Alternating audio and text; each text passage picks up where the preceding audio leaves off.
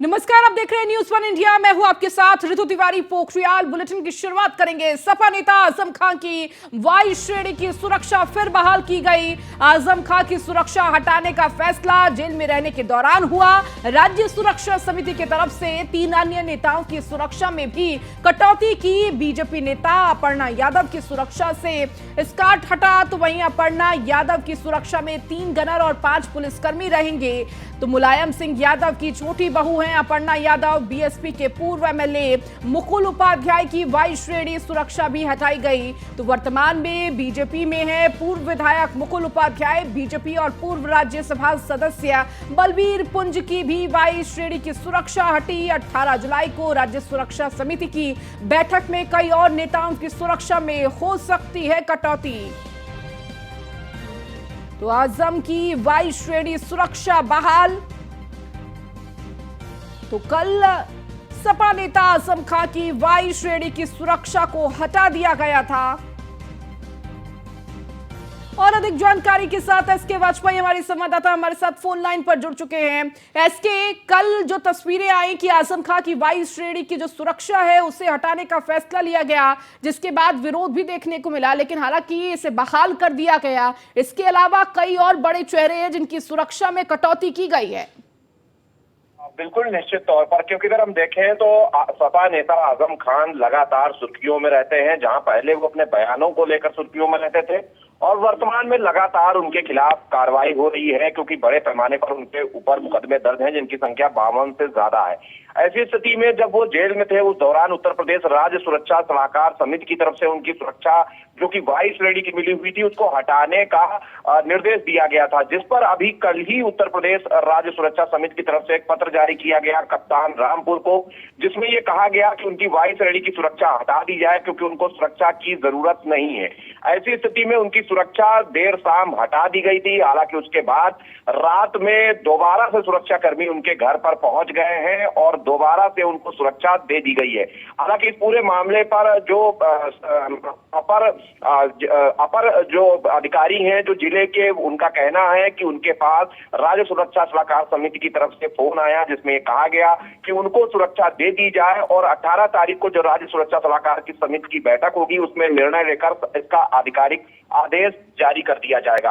हालांकि ये निर्देश अभी तक मौखिक तौर पर है, मतलब लिखित आदेश नहीं जारी किया गया है सुरक्षा बहाल करने को लेकर, लेकिन सुरक्षा उनको दे दी गई है। दूसरा बड़ा नाम है अपर्णा यादव, जो कि मुलायम सिंह यादव की बहू हैं और इस वर्तमान में भारतीय जनता पार्टी में है। उनको भी वायु सेना की सुरक्षा मिली हुई थी, उनकी सुरक्षा में कटौती कर दी गई है। उनकी जो स्क्वाड चल रहा था उनके साथ उसको हटा दिया गया है। उनको 3 गनर और 5 सुरक्षा कर्मी ही मिले रहेंगे। वहीं बीएसपी के पूर्व विधायक मुकुल उपाध्याय जो कि वर्तमान में बीजेपी में है, उनको भी वायु श्रेणी की सुरक्षा मिली थी, उसको हटा दिया गया है। वहीं भाजपा नेता और पूर्व राज्यसभा सदस्य बलबीर पुंज की भी वायु श्रेणी की सुरक्षा हटा दी गई है। हालांकि और भी कई ऐसे नेता हैं जिनकी सुरक्षा। ठीक है, इसके बहुत शुक्रिया इन तमाम जानकारियों को देने के लिए।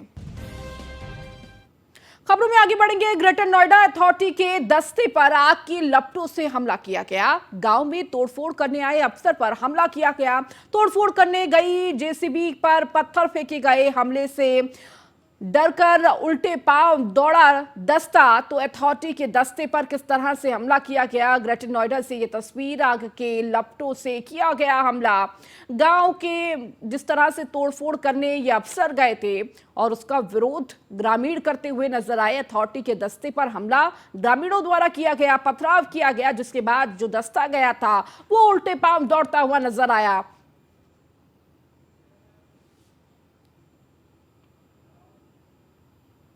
लखनऊ की वजीरगंज पुलिस ने शातिर वाहन चोरों के गिरोह का पर्दाफाश किया है। 4 शातिर चोरों सहित 2 कबाड़ी को अरेस्ट किया गया है। पुलिस की गिरफ्त में आए आरोपियों के पास से चोरी की 19 बाइकें बरामद की गई हैं। राजधानी के कई इलाकों में गिरोह के चोर चोरी की वारदात को अंजाम देते हैं।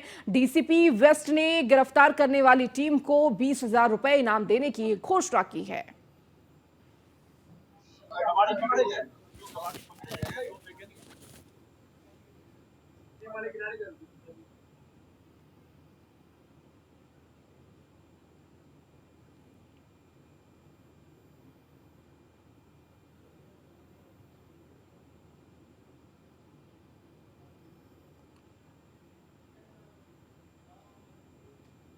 खबरों में आगे बढ़ेंगे। पश्चिमी यूपी में बाढ़ का संकट गहराता जा रहा है। नोएडा, शामली, मुजफ्फरनगर सहित कई जिलों से बाढ़ प्रभावितों को सुरक्षित जगह पहुंचाया जा रहा है। प्रदेश की योगी सरकार अलर्ट मोड पर काम कर रही है और सभी डीएम को अलर्ट कर दिया गया है। आपको एक खास रिपोर्ट दिखाएंगे।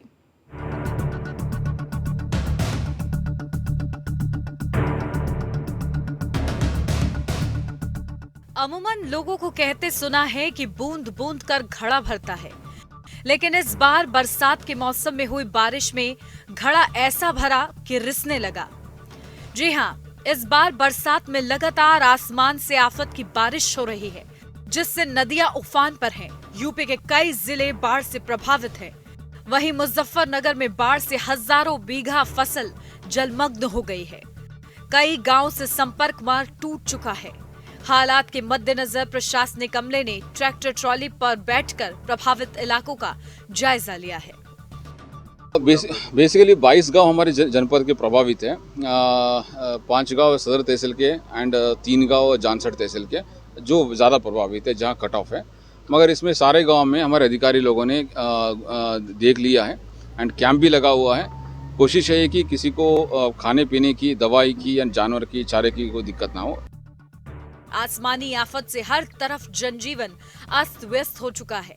पहाड़ी इलाकों की आसमानी आफत अब मैदानी क्षेत्रों में भी देखने को मिल रही है। मुजफ्फरनगर के शेरपुर खादर क्षेत्र में है, जहां पर पूरी आप देख सकते हैं कहां तक पानी आ चुका है और सोनाली नदी है, जिसका पानी जो है पूरे यहाँ के हजारों बीघा जमीन जो है उसे नष्ट कर चुका है। गांव के गांव यहाँ पानी में डूबे हुए हैं। देख सकते हैं किस तरह से यहाँ पे लोग फंसे हुए हैं, कोई खाने पीने की व्यवस्था नहीं है। और पूरा प्रशासन मुजफ्फरनगर का जिलाधिकारी, सीडीओ, एसडीएम, दोनों एडीएम आज मुजफ्फरनगर के पूरा प्रशासन यहाँ पर ट्रैक्टरों से और बुलडोजर से इस क्षेत्र का निरीक्षण कर रहे हैं। जानसठ और सदर तहसील के खादार क्षेत्रों में जबरदस्त बाढ़ आई हुई है, जिसके चलते तकरीबन 22 गांव जलमग्न हो गए हैं। खादर क्षेत्र के गांव में जाने वाली सड़क ही पानी में बह गई है, जिसके चलते कई गांव के लोगों को आने जाने में खासा परेशानियों का सामना करना पड़ रहा है। हालात को देखते हुए खुद मुजफ्फरनगर जनपद के जिला अधिकारी अरविंद मल्लप्पा बंगाली ने अधिकारियों के साथ ट्रैक्टर ट्रॉली पर सवार होकर बाढ़ प्रभावित गांव का जायजा लिया। इस दौरान अधिकारियों ने गांव में फंसे लोगों से उनका हालचाल जाना और जरूरत के सामान जल्द मुहैया कराने की बात कही है। 4-5 गांव का निरीक्षण किया गया जहां फ्लड अफेक्टेड थे। गांव में पानी आया है और घर जो ऊंची होने के नाते घर में बहुत ज़्यादा घर पे पानी नहीं आया, मगर गांव में तो पानी आया है। गांव वालों से बात की गई, सभी प्रधानों से बात की गई, उनकी कोई समस्या हो, उनकी कोई इशू हो स्पेसिफिक, इसके अतिरिक्त हम उनसे अपील भी की गई कि हमारे जब्बर वाला में गांव कैंप लगी है। कैंप में यहाँ के सारी व्यवस्था है, खाने का, रहने का और दवाई का व्यवस्था की गई है। हालात को देखते हुए एनडीआरएफ की टीम को भी मुजफ्फरनगर में तैनात कर दिया गया है। वहीं सदर तहसील क्षेत्र के खादर में बसे गांव भैंसीवाला, चांचक, अमलावाला, शारदा समेत करीब 24 गांव पूरी तरीके से जलमग्न हो गए हैं। बहरहाल हालात ये हैं कि सभी 24 गांव में कई फीट पानी भरा है, जिसके चलते लोगों को घरों की छत पर या ऊंचे इलाकों पर जाकर रहना पड़ रहा है। पशुओं को भी काफी परेशानी हो रही है। अधिकारियों का कहना है कि जानवरों के खाने के लिए भी चारा का इंतजाम करा रहे हैं। पशुओं के लिए जो गांव वाले से बात की गई, उन्होंने डिमांड किया कि 2 ट्रैक्टर उनको पशु चारा चाहिए, वो व्यवस्था की गई है। बाढ़ क्षेत्र का जायजा ले रहे अधिकारियों का कहना है कि लोगों के जरूरत के सामान जैसे खाना, दवाई और जो घर से बाहर हैं, उनके लिए राहत शिविर की व्यवस्था कर दी गई है। लोगों से अपील है कि सभी प्रशासन का सहयोग करें। हालात खराब होने पर दी गई हेल्पलाइन नंबर पर फोन करें। विगत 5 दिनों से लगातार हो रही अत्यधिक बारिश से यह जल प्लावित हो गया है। हमारे यहाँ पुरानी नदी बहती है और उत्तराखंड से पानी भी छोड़ा गया है, इस कारण यहाँ जल प्लावित होती है। हम लोग लगातार 3 दिन से यहाँ बने हुए हैं, गाँव का ध्यान में रख रहे हैं। अबरेड़ा में बाढ़ चौकी बनाई गई है।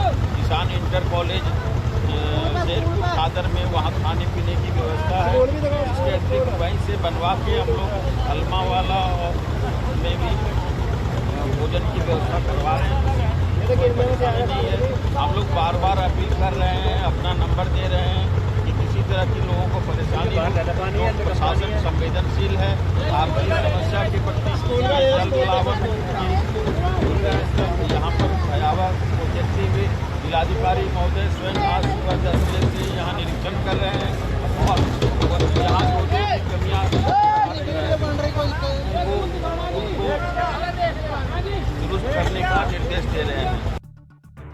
जाहिर है पानी जीने के लिए बहुत ही जरूरी है, लेकिन कुदरत कभी कभी पानी को आफत के रूप में भेज देता है, जिससे लोगों और पशुओं को काफी परेशानी होती है। अब जलमग्न हो चुके क्षेत्रों से पानी उतरने का इंतजार